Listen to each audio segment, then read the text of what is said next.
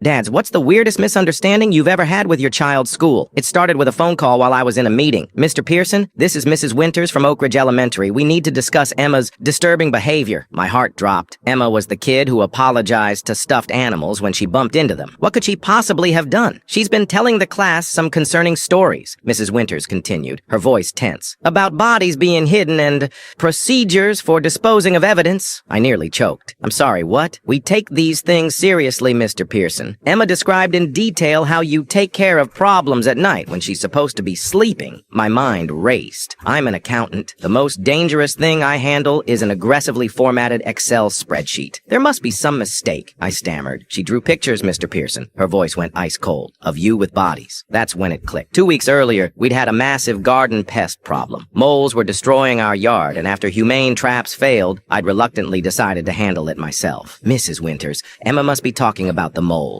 Moles? She repeated skeptically. Yes, garden moles. They were tearing up our yard, and I've been catching them at night because that's when they're active. I thought Emma was asleep. Silence on the line. So when Emma said you were burying bodies in the dark, she meant I was relocating garden pests. Yes. More silence. Then, we'll need you to come in for a meeting tomorrow morning. The next day, I sat across from Mrs. Winters, the principal, and the school counselor. On the table between us lay Emma's drawings. I picked one up, a crude crayon sketch of me holding what looked like a lumpy potato with a speech bubble. Got another one. Emma overheard me talking to my wife about catching the moles, I explained. I didn't realize she was listening. When I said I took care of another one, I meant a garden pest, not a person. The principal studied me. And the special tools Emma mentioned? A flashlight and gardening gloves, I said, pulling up photos on my phone of our destroyed lawn. See our problem? Their faces softened slightly, but the counselor still looked concerned. What about Emma saying you told her this was our little secret? I felt my face flush. I didn't want her telling her mom because my wife wanted to hire professionals. I was trying to save money by doing it myself. The principal and counselor exchanged glances. One last question, Mrs. Winters said. Why did Emma say you were sending them to a better place? I sighed. Because my daughter asked if the moles would be okay, and I didn't want to explain death to a 6-year-old. Finally, the principal cracked a smile. Mr. Pearson, I think we understand the situation now. As we wrapped up, Mrs. Winters asked if I'd be willing to come to Career Day to talk about accounting. The children might benefit from hearing about a profession that doesn't involve nighttime excavation activities. That evening, I had a long talk with Emma about the difference between garden pests and people, and why some things might sound concerning without context. She nodded solemnly and said, "So, I shouldn't tell people at school about the bodies. There are no bodies, sweetie, just moles. And we don't need to keep secrets from Mommy anymore?" I winced. Definitely not. Later, my wife couldn't stop laughing. "You were almost arrested because you were too cheap to hire a pest control